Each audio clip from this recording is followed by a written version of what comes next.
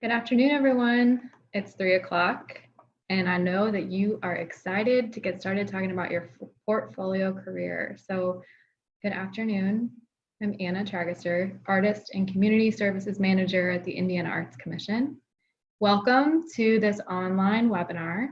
Please keep yourself on mute and turn your video off for the entirety of this webinar. This is being recorded and it will be posted to our website after probably tomorrow. You'll also be receiving an email with a link as well as the slides. Feel free to chat your questions at any time during the meeting, but we will wait to address them until the end. So you can just send them through the chat box as you have them. And speaking of the chat box, go ahead and use it now. We would love to hear about what you're working on these days. In fact, one of the major things that people are asking us for is, what are other artists working on? So would you go ahead and share that right now with your peers as we kick off this meeting? I also want to introduce my colleague, Lewis, the Executive Director of the Indiana Arts Commission. Thanks, Anna, and welcome to everybody on this webinar. We have been doing a series of webinars for artists and organizations and communities to help people deal with the crisis situation and navigate a way through it. We're really pleased today to be sharing a webinar on a review of a portfolio career framework to match your strengths and with opportunities and to monetize those things and to add diversity to your portfolio to help you be successful even in uncertain times like these. So we're glad you can join us and we hope this is really valuable to you. And I'm going to turn it back over to Anna, or should I just go straight to Elaine Grogan-Luttrell, who is our presenter for today? Anna, you want to take it? Yeah, I would love to just say a couple things before we kick it back over to Elaine. So we love all the things that Elaine has to say. Today she's going to be talking a lot about your portfolio career and really feel like this is appropriate because in this time and really always, you are your own best resource to get through this crisis. You have the ability to create something out of nothing. And that might be, this whole approach of the portfolio career might be perfectly relevant to you today. It might be exactly what you are trying to work through. We hope it feels like it gives you permission to feel like you can pull together an amalgam of different ways to earn your living and to thrive. And it also may be too soon for you to start thinking about this. If you're feeling overwhelmed, that's okay. If that's you, just absorb this as a possibility for you and let it lighten the load as something that when you're ready, you can start making work for your own life. We believe that a resilient creative career probably includes several different diversified streams of income. And by the way, this is really not anything new just because we're working through COVID right now. Creatives and self-employed folks of all stripes, not just artists, have thrived with the portfolio career long before the novel coronavirus. So we hope this season is a reframing season for you as you move forward with healthy expectations of how you can earn income. This is a life skill, not just a response to crisis. So now kick it over to Elaine Grogan-Luttrell, who is a CPA, financial therapist, creative entrepreneur, coach, and all around awesome woman. Elaine? Thanks, Anna, and thanks, Lewis. Welcome, everyone. I love seeing so many familiar names on the participant list and lots of new names, too. I'm really glad you are here today to talk about building a portfolio career. As Anna said, my name is Elaine, and it's wonderful to be with you. I am definitely the luckiest money person ever because I get to have conversations like this with creative groups all around the country. There is a massive industry that supports creative individuals like yourselves, and I am really lucky to be able to contribute and share some expertise when it comes to money and business planning. So today we're talking about portfolio careers. And I thought the top 3 goals for our time together would be to identify the components of a portfolio career and make sure you were sort of comfortable with those different components. And then spend some time listing opportunities that might fall within each of those different categories. And then share some examples of this framework in action. As Anna said, some of this might make perfect sense for you, and some of it might not really resonate, but through examples and understanding the different components, we hope this will be a tool that you can carry with you and use whenever it makes sense for you to do so. We definitely want to make sure to throw out a couple of ground rules. This format is designed to be interactive, so definitely make liberal use of the chat box. I love that so many of you are sharing what you're working on in that chat box. I think that's so important as we continue to foster community, even in this virtual space. So definitely keep doing that and put your questions there when they come up. I'll keep an eye on it. And as Anna said, we will definitely spend some time answering questions at the end. It's also important that we acknowledge that you are all experts in your own experiences. That means that we are all in this space together as equal parts teacher and learner. So definitely take from this webinar what works for you. And then if something doesn't really resonate, you can just leave that here in this space because you are the expert in your own experience.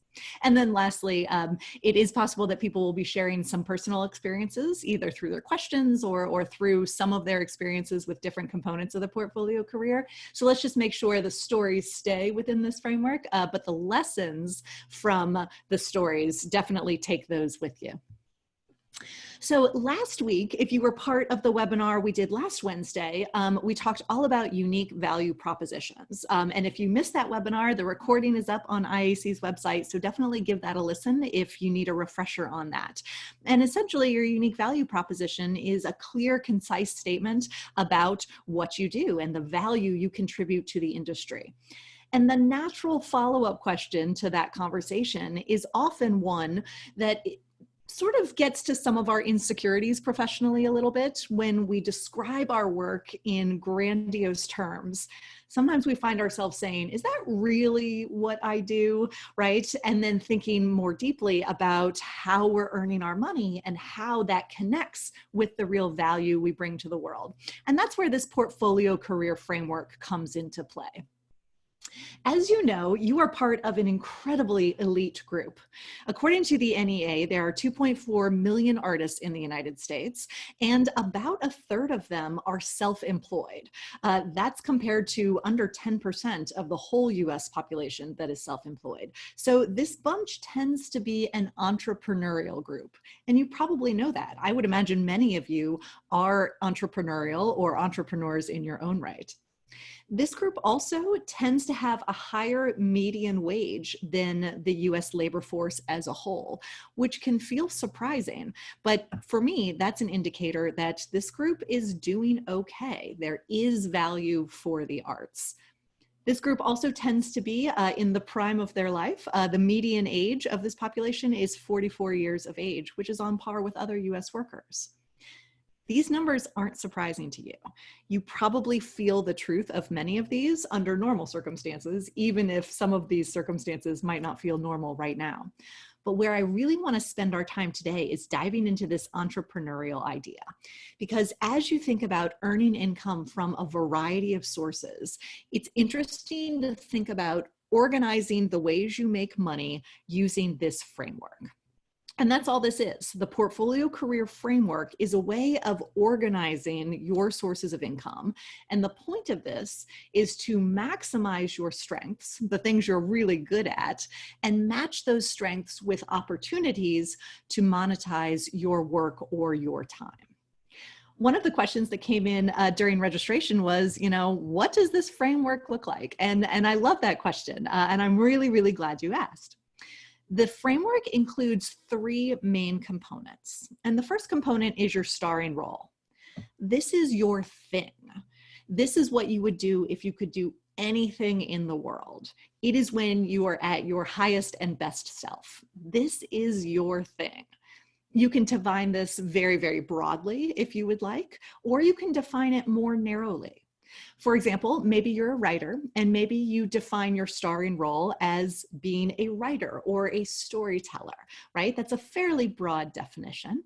Or maybe you define your starring role as being a writer of Harry Potter fan fiction online.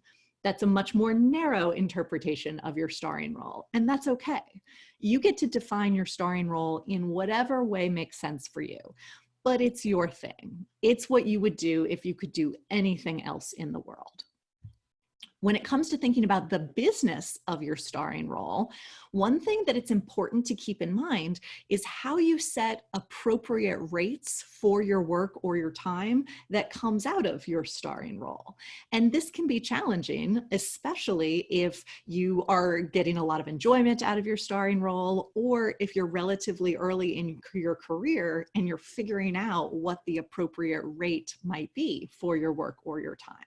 So go easy on yourself here, especially as you are experimenting with what the best rates are. But that tends to be the biggest challenge here. We want to make sure we are charging an appropriate rate for our work or our time that is informed by the cost to operate your business and also the landscape of the industry around you. So your customers, what are they willing and able to pay? And what are your competitors charging for something similar? And then lastly, your rate is informed by your competencies. What makes you the most special, capable person of doing what it is that you do? So that's the main part of a portfolio career. And in a perfect world, you would be able to do your starring role as much as you wanted to and earn an appropriate rate for your work or your time. But while we're working towards that perfect world, there's a second component of the portfolio career framework that might make sense for you. This is the supporting cast role component of the framework. Supporting cast roles are related to your starring role in some way, shape, or form, but they're not exactly the same thing. So maybe you are a writer and you also tutor students for the SAT, right? That is something that is related to being a writer. You're making use of some of your same skills or expertise, your knowledge of words and grammar and copy editing skills, but it's not really what you want to be doing. Maybe you're a visual artist and you work in an art supply store. Maybe that provides access to supplies or other connections with other creators. So it's fostering your network in some interesting way. Maybe you work as a gallery assistant, same thing. You attend openings, you get to know collectors, maybe you learn about marketing of artwork.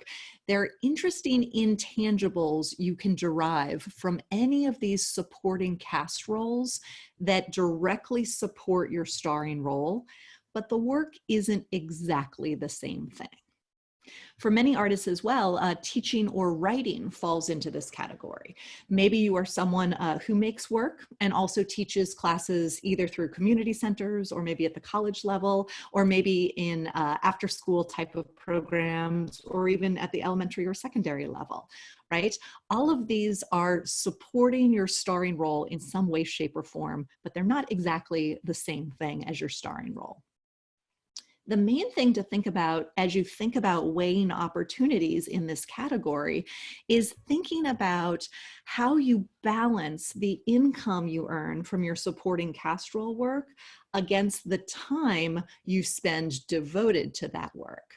And this can be a real challenge because sometimes there are opportunities within your supporting cast role framework that may make sense for you and may give you an opportunity to build some skills or foster some connections or make some money. But if you say yes to every single one of those opportunities, you might find yourself with almost no time left over for your starring role. So balancing the time you're devoting to your supporting cast role work and thinking about that time compared to the amount of money you earn from that work is an important part of kind of keeping this framework in balance for you. Now, maybe you're at a point in your life where you are wanting to maximize all the financial opportunities you have, and you are happy to spend a little less time on your starring role. That's an okay choice for you to make, but definitely make sure you're making that choice on purpose instead of realizing several years in that you accidentally ended up not having any time for your starring role. You want to make sure you're keeping your own goals and a nice balance of these categories in mind. The third part of the framework is the production assistance work. Now, you've probably noticed that there is a performing arts analogy running through this, right? The star often gets lots of attention. However, a show wouldn't be possible without other actors and creators on stage. And nothing would happen at all if there were not stage managers and directors and scene pieces and costumes and house managers and everything else that goes into a production. That's the context of this production assistance work piece. This is the work that you don't necessarily see, but it makes the rest of the work possible. Your production assistance work is not related to your starring role in any way, shape, or form, except that it provides income to support your starring role. Generally speaking, this work is temporary and repeatable and stable, and it is the kind of work you can go back to when and if you need it. But it's not necessarily the work that you talk to other people about or that you prominently describe as part of your unique value proposition, right? Because this work isn't necessarily connected to your starring role work at all. In some ways, it's mostly about the money or the other intangibles that come from this work that don't necessarily support your starring role. For example, maybe you work part-time as an administrative assistant at a bank, and you consider that your production assistance work. It's not necessarily helping your starring role at all. It's not necessarily fostering connections or helping you build technique or anything else that would put it into a supporting cast role category for you. But maybe having this W-2 job enables you to pay your taxes through your W-2 job instead of filing quarterly estimated tax payments as someone who is self-employed. Or maybe having this type of job gives you access to healthcare benefits that you find particularly appealing. Or maybe this just gives you a little bit of structure during your day to enable you to kind of move your studio time or your starring role work around this commitment in your calendar. And for some people, that's an incredible benefit that comes out of this production assistance work.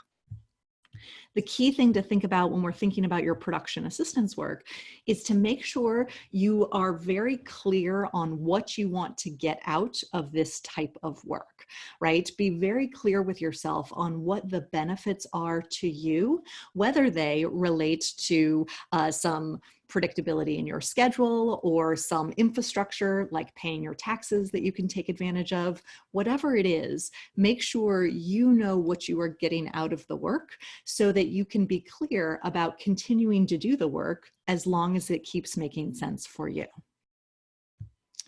One of the questions that came in during registration I thought was particularly poignant. And the question is, how do you balance diversifying your income with protecting yourself from being pulled in too many directions? And this question is probably coming from someone who has some firsthand experience in that.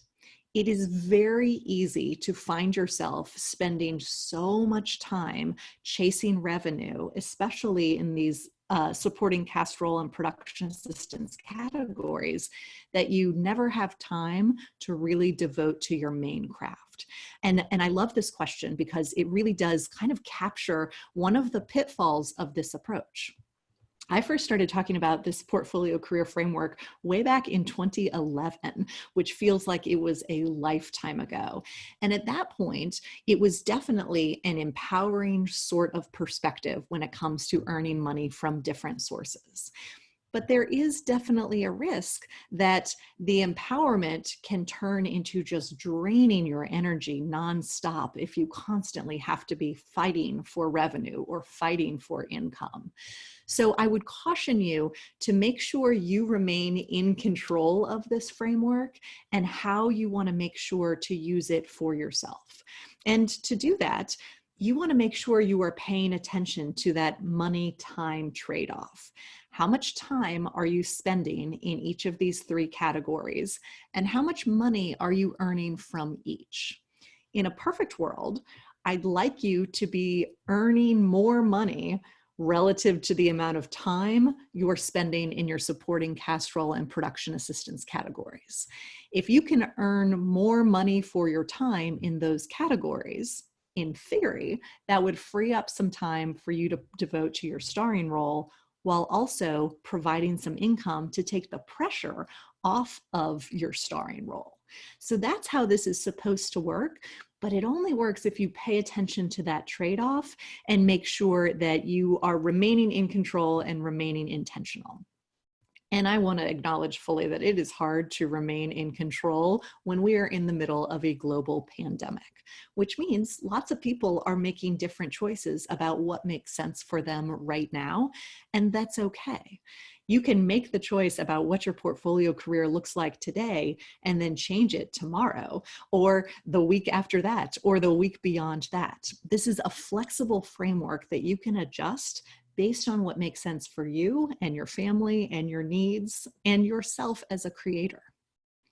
I also think it's helpful if you are very clear about what you want to get out of each experience. Sometimes this time-money trade-off can get a little bit out of balance, especially with those supporting cast role jobs, because that type of work is often in the industry that you love, with people that you want to continue working with. So it's easy to give a lot of ourselves without really paying attention to whether or not we're still getting what we need to get out of certain experiences. So I'd encourage you just to check in with that on a fairly regular basis so that you are making sure you're protecting your time as a creator and also making sure you are supporting the industry. But if you're going to be making sacrifices, be clear about why you're making those sacrifices and make sure they continue to make sense for you. Lastly, I'd encourage you to remember, especially after you've been doing this for some time, that every yes is a no to something else. There are only so many hours in a given day. So every time you say yes to something, you are in effect saying no to something else. And that's okay. You are allowed to make that choice. And early on in your career, it's definitely possible that you will say yes to many, many things that you might not say yes to down the road because you're learning about the types of things that make sense for you. And that's okay.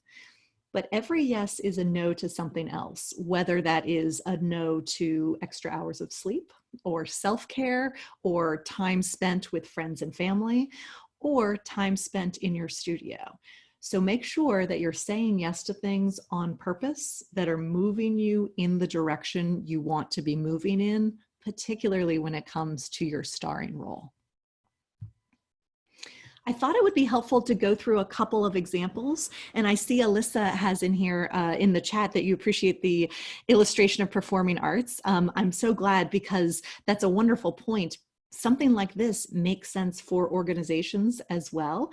Generally, we think about this portfolio career framework as something that serves individual artists, but it can absolutely serve organizations. And if you work for an organization that serves individual artists, you probably see this in action all the time. So here's one example, and I will say all of these are anonymized examples. They're all based on individuals I've worked with, but I tried to disguise them enough so you couldn't necessarily tell who they were. This example is a literary artist who writes speculative fantasy fiction, and she has a strong online following for her work, and most of her starring role work she self-publishes. She's got an active Patreon account, and then she uses crowdfunding platforms like Kickstarter to fund each of her works. And that's great. But that's not always enough to pay all of her bills. So she also tutors high schoolers who are preparing for the SAT or ACT, and she's finding that that work is continuing right now, even in the midst of a global pandemic, and she's thankful for that. And then she has a friend who works for publishing, a large publishing company in New York. So when things get really slow for her, she picks up additional copy editing work. Now, is that the work she loves to do? No, not necessarily. She loves writing her own work. But by having these additional sources of income, it takes some of the pressure off of her Patreon and Kickstarter funds. Another example is from the visual arts world. This visual artist creates large-scale installations in public spaces, and the work is pretty well known, but it's funded almost completely through public funds and private donations. If you are a visual artist and you make public art, you're not necessarily selling that art to someone who would display it in their home. It lives out in the public. So you probably get an honorarium or some sort of payment as part of the creation of the work, but then it continues to exist and maybe even continues to get you some attention, but it doesn't necessarily continue to pay all of your bills on an ongoing basis. So this particular visual artist also has a full-time teaching job, and that's fantastic. He enjoys spending time with students. He enjoys teaching others and fostering connections for the next generation of artists. And this teaching position gives him incredible access to resources and research materials that he uses in his work. So it makes a lot of sense for him for a lot of reasons. Another example is for a graphic artist. This person loves typography, and their Instagram is full of their typography work, and it's really, really cool. And occasionally this will lead to a commission. They've done some commercial work for some major brands here and there, but it's not really predictable. So they do part-time work doing web design and logo work on a freelance basis. And is that the typography work they love doing? No, not necessarily, but it's still a way to use their skills and earn money in a slightly different context. Then for this person, they can consider the web design and logo work to be supporting Castrol work because it supports the typography work and the graphic design work they like to do online. And then when they need to, they will pick up some retail work. That's the production assistance work for this particular person.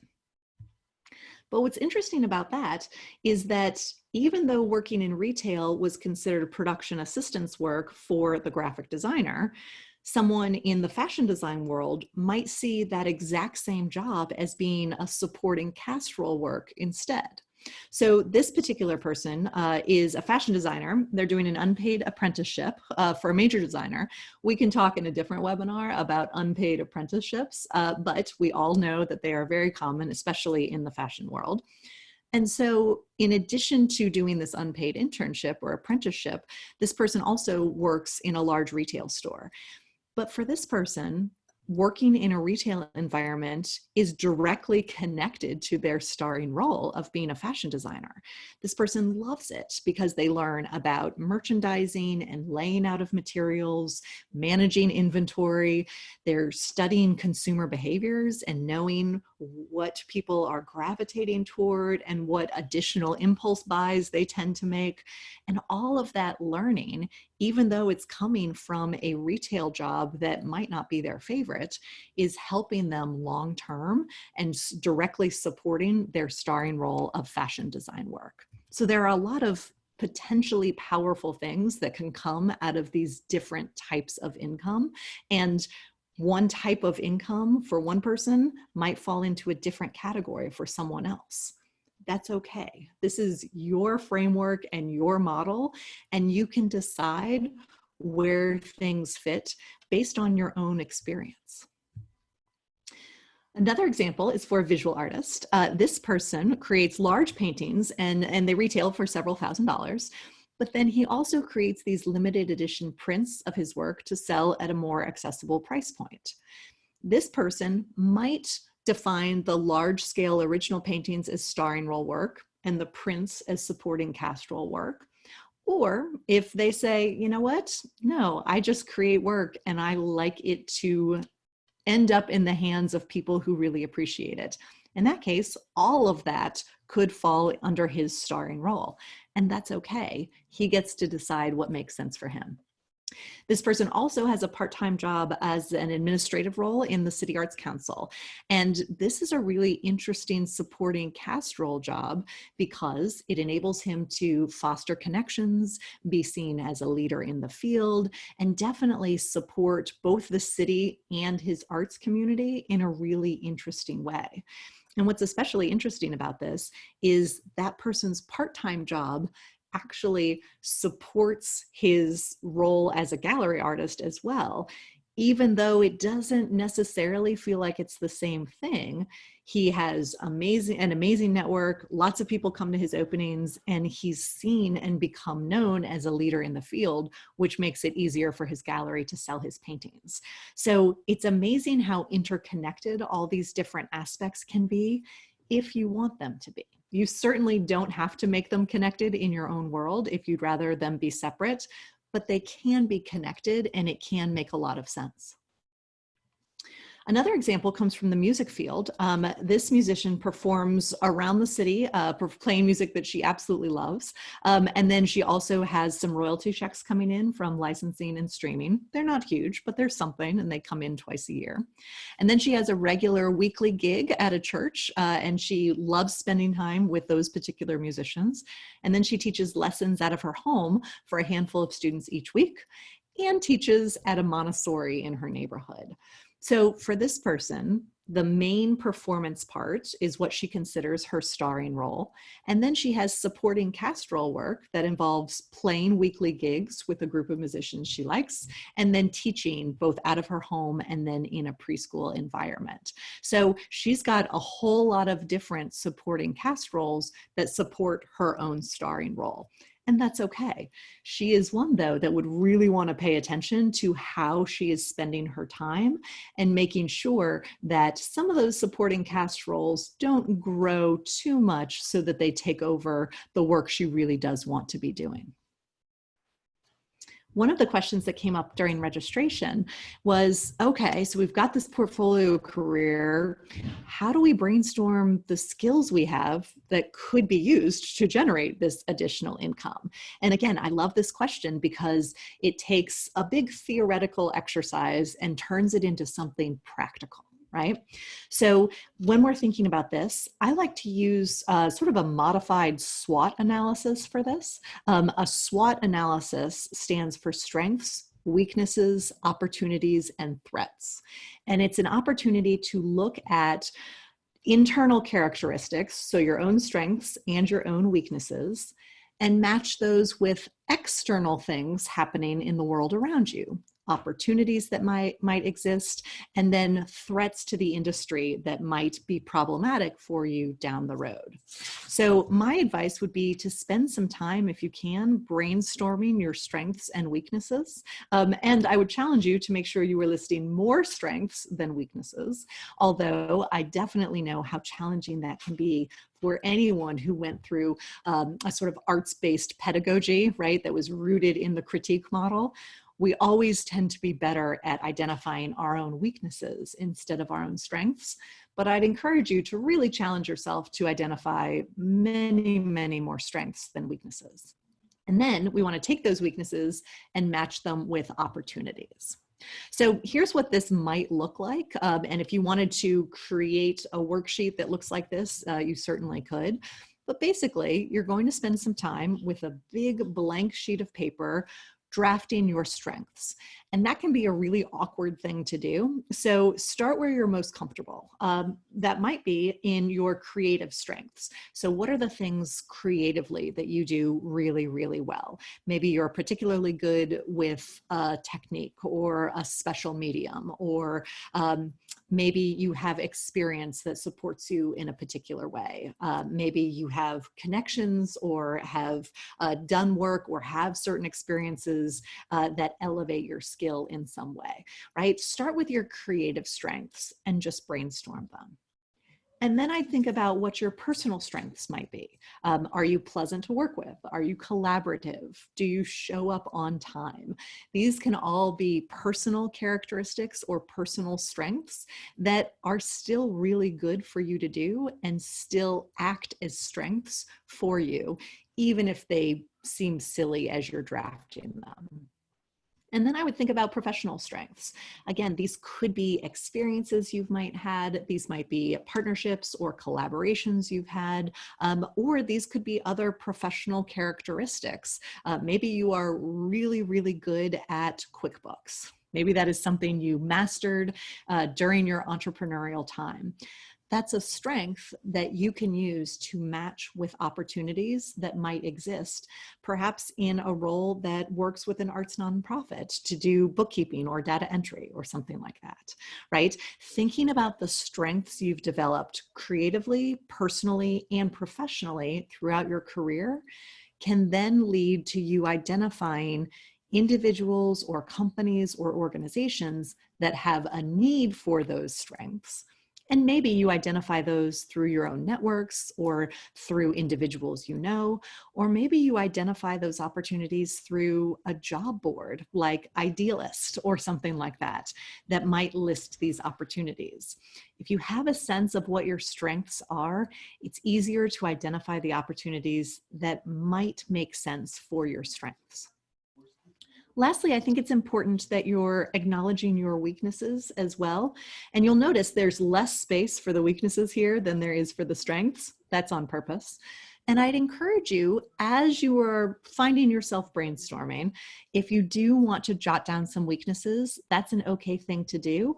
And I divide them into two different categories. The first category is weaknesses that maybe you want to change.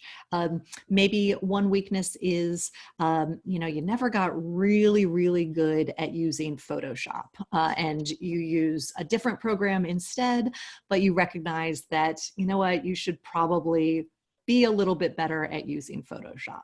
That's perfectly fine. But there might be other weaknesses that you never want to improve. We saw earlier in the chat, one organization has pivoted to have virtual summer camps, which I think is fantastic and amazing, right? If you are a visual artist and one of your strengths is working with children and pivoting to move camps to a virtual environment, that is fantastic.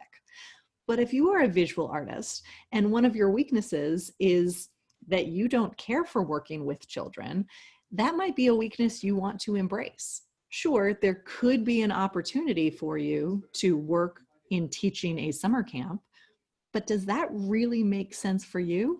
It might not, especially if it's going to take so much more energy for you to be able to do that well than it would take for you to do something else. So make sure you're clear on definitely your strengths, but also your weaknesses as well, so that you can make informed choices about how you're going to be spending your time. And ideally, you would have a whole lot of different strengths listed in this section. You don't necessarily have to pursue opportunities aligned with every single one of those strengths. That's probably not a great use of your time.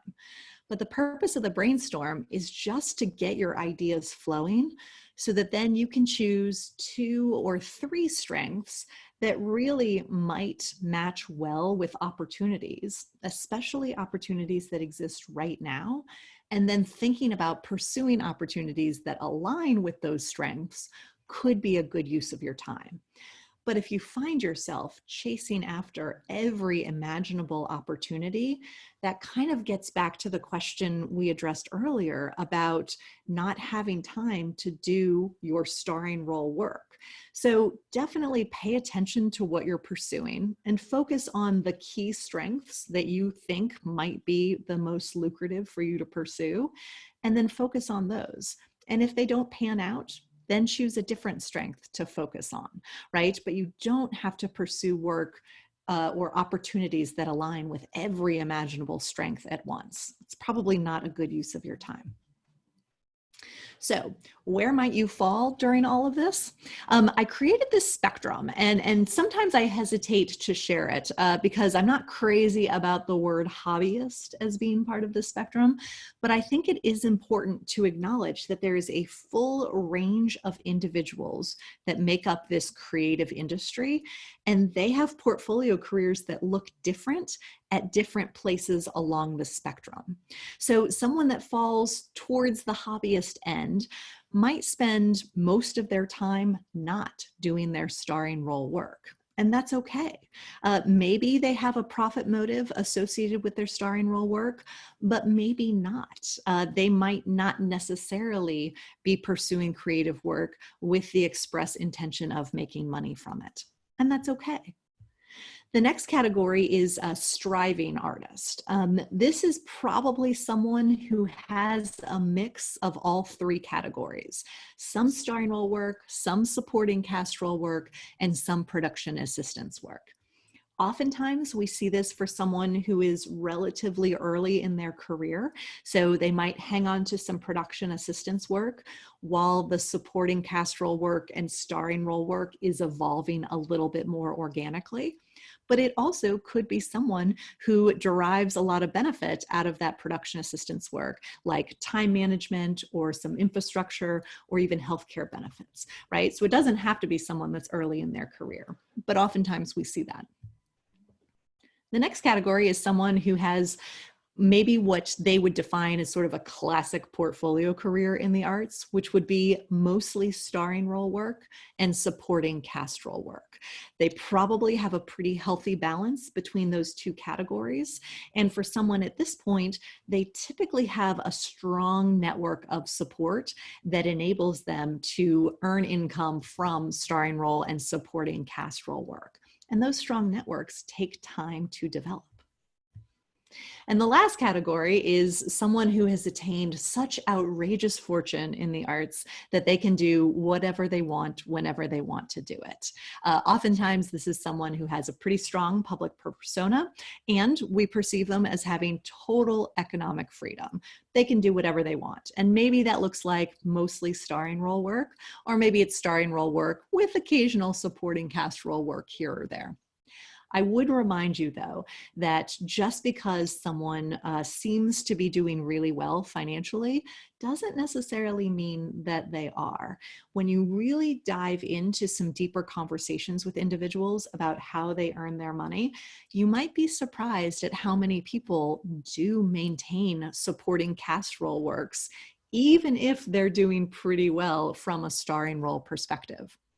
There's a playwright named David Henry Hwang who wrote an opinion piece in the Times many years ago where he shared very candidly that even though he had won the Pulitzer Prize for an amazing play he wrote, he was still teaching to make ends meet because that play, even though it had won the Pulitzer Prize, had only earned him about $50,000 over a 3-year period, which is pretty incredible if you think about it, right? So I think the more you have these conversations with other people, the more you'll see that the reality in the arts is often one that is a mix of starring role and supporting cast role work. And that's true for other media industries as well. LeBron James, many of you may know, is an amazing basketball player, and he does really well when it comes to playing basketball and earning money from that. But he also still does Sprite commercials, right? And I would argue that's at best supporting cast role work and maybe production assistance work as well. So when you start paying attention to this, you'll see lots of examples of this in different areas. This is how someone's time might break down in different categories. And I will never forget showing this graph many years ago to a group of playwrights. And one of the playwrights shared that he actually preferred the hobbyist path. And this was a playwright who was doing pretty well. He was having his work produced, it was being seen, it was getting some attention. And he said, whenever he found himself doing supporting cast role work related to his writing, he was mentally and creatively too drained to be writing what it was that he wanted to be writing. So for him, his ideal portfolio career was a mix of starring role work and production assistance work with no supporting cast role work in the mix. And that is okay. You know yourself better than anyone else, which means you know how you work best and you know what your goals are. So if your goals are to preserve your starring role work and earn money from production assistance work, that's fantastic. Just do it on purpose, because if you bring your own intention to it, then you can be very clear about what you're getting out of the experience and how it works for you. There was a great study done in 2009 by a group called TDF, and this group looked specifically at playwrights. And I would love to see this study replicated for other creative populations, but I haven't seen it replicated with other groups yet. The most interesting part of this study for me was how this group of playwrights earned their income. And I will share with you, there were several hundred playwrights who were part of this conversation, and they ranged from emerging playwrights to very seasoned, well-known playwrights that you probably would have heard of, right? So this was a very, very diverse group. And even despite that, almost half of the average playwright's income came from unrelated sources. The rest of it came from productions, which many of them defined as their own starring role.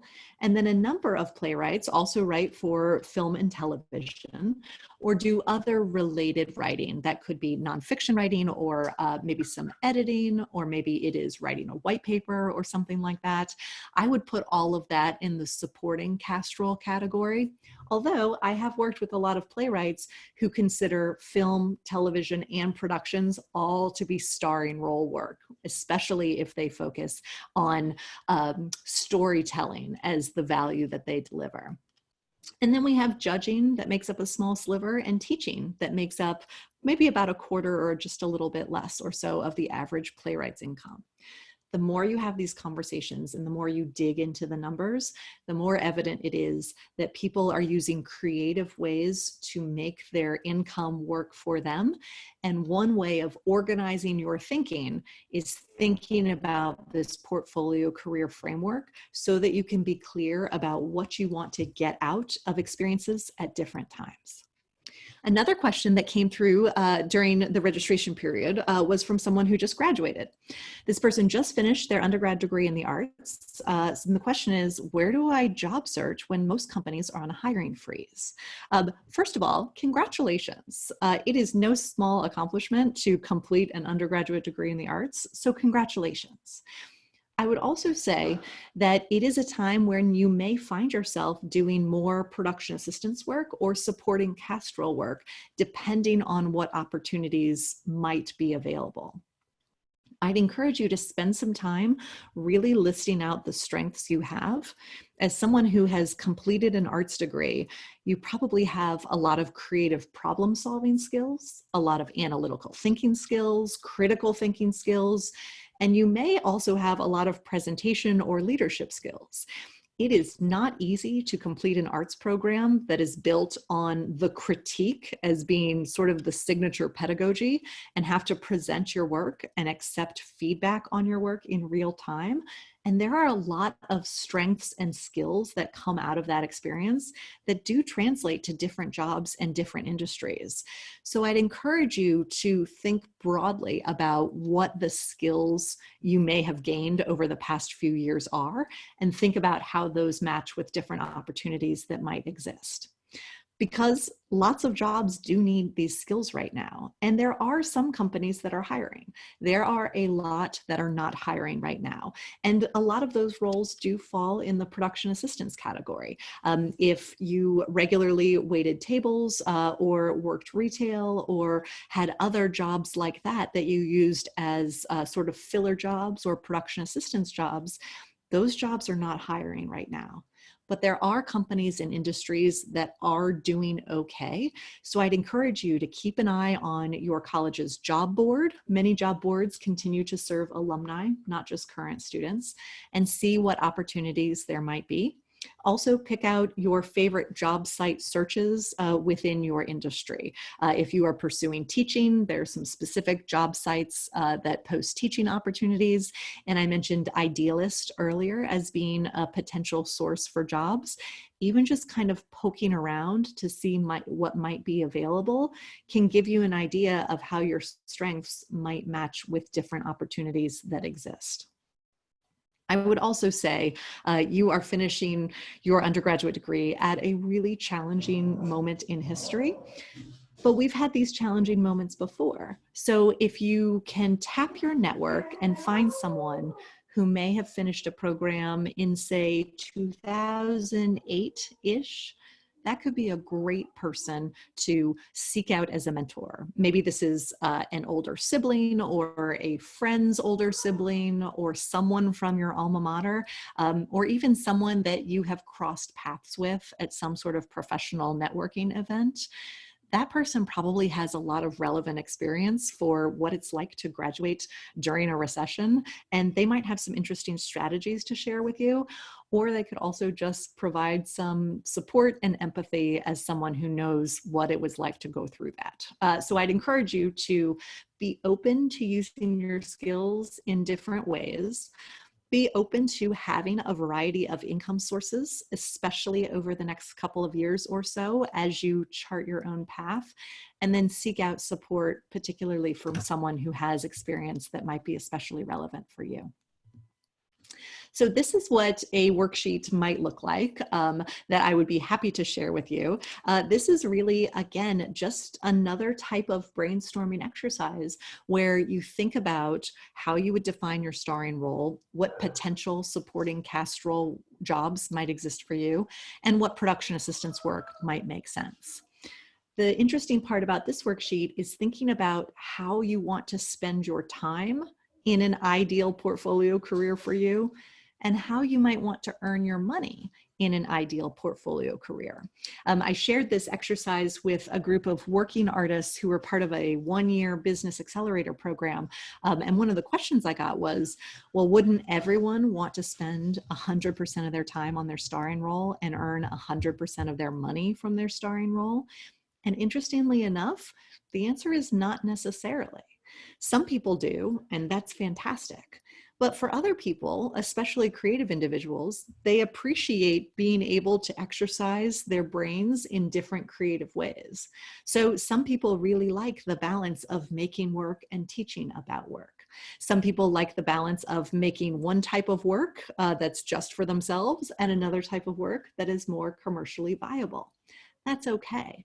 The challenge, of course, is for you to decide what your ideal portfolio career looks like based on time and money, and then think about some specific ways of getting yourself there. Now, there was another registration question that came in that I thought it would be interesting to address. When you are in the initial stages of building a team for your business, how do you generate revenue to pay them? And this is really interesting because sometimes I will see creative individuals taking on additional production assistance work to essentially fund someone else's starring role. So let's pretend you are a creative individual, maybe you're a visual artist and you want to hire a sort of gallery assistant or maybe a part-time marketing person to support your work, right? If your sales from your own practice aren't at a high enough level to support that, you might find yourself working additional jobs to pay people to do things related to your own starring role. And maybe this makes sense, but I'd encourage you just to pause for a moment and do the math. Understand the math of what it will really cost you to run your business in the way you want to run it, including all of those team members. And by the way, including them at a reasonable rate for their time and energy, and including your tax obligations on paying other people as employees, the insurance obligations you might have to them, any benefits you might provide to them, right? Really get a sense of the real dollars to run your business in the way you want to run it. And then do some research around realistically what the income from that business will be, because it needs to be sustainable if it's something you're going to expand to take on additional individuals. And you'll need to do some math to figure out how long it will take your business to get to that point where it is sustainable. That means when it's bringing in enough money, not necessarily through your own production assistance work, but through the business itself, when it's bringing in enough to pay yourself and those other individuals. And then what you're really looking for is an option to fund that time period before the revenue is enough to cover your ongoing expenses. And small businesses do this all the time. Sometimes they'll do it through startup capital. Maybe that's a small business loan, or maybe that is investment from friends and family. Obviously, if friends and family is an option for you, that might make sense, but it is not an option for a whole lot of small businesses in this country. So they look to sources like the Small Business Administration, or a platform like Kiva, or something else that might provide some startup capital to kind of get you through those initial months until your revenue starts covering all of your expenses on an ongoing basis. And what I love about this question is that it really dives into the strategy behind your business. And you need to take the time to figure out what that strategy is and pay attention to it, because it might change over time. So your own next steps are to brainstorm your own strengths, match those with opportunities, be open to exploring opportunities that might exist right now, and then think about what your ideal portfolio career looks like. Are you someone like the playwright I worked with who wants mostly starring role work and production assistance work? Or are you someone that gravitates more toward a mix of supporting cast role work and starring role work? Wherever you fall, think about what your ideal is and try to list 3 things you can do to move a little bit closer to your ideal. Knowing, of course, that we're in the middle of unusual times, to say the least. So go easy on yourself as you're figuring out what those steps might look like for you. Anna, I'd love to open this up to some questions. I see Eric has shared in the chat that, definitely there are different jobs that fall into different categories for other people. And I think that makes all the sense in the world. And Eric definitely has firsthand experience with that. Have there been other questions that have come in, or are there other topics you'd like us to address? If you have questions, feel free to send them into the chat right now. But I'm curious, Elaine, if this is something, this idea of really like opening up possibilities and understanding what other artists are really doing to generate income for themselves could be a weird conversation to start for a lot of people who have been maybe brought up in kind of a weird culture of shame around money, especially if we are creatives who have always felt like we've been going against the grain a little bit. So how would you imagine a conversation like that could be started with somebody that we want to learn more about how they're making it work? That is such a fantastic question. Thank you. And also, thanks for acknowledging that, yeah, sometimes there is a lot of shame around money or around having these conversations, especially in the arts. I will say anecdotally, I've observed that especially over the last 10 years or so, more and more of these conversations are happening. I think a lot of the shame around feeling like if you ever thought about money in relation to your art, you were a sellout or something like that, a lot of that has changed. And so people, in my anecdotal observations, are much more comfortable talking about money and how they earn their money and what their rates are, which I think is really healthy overall. But what I would say is this probably shouldn't be the first conversation. You wouldn't introduce yourself and then dive right into something like this. I think because it is a potentially sensitive topic, it requires some care and a little bit of a deeper relationship. But luckily, those deeper relationships are what we do really well in the arts. So as you think about who your peer creators are, maybe these are individuals with studios around yours, maybe these are the people that you see at events regularly, maybe you went through some sort of training program with some of these individuals, whether that was a college or graduate training program or even a community training program. You've got a group of peers that are around you, and it could be really interesting even just to broach the subject via group text or email and just say, hey, could we talk once a month about some money questions? I'm feeling like I could use some support from other individuals that I trust. And that would be a really wonderful way of starting some of those community conversations. And it could be really interesting to see where they go.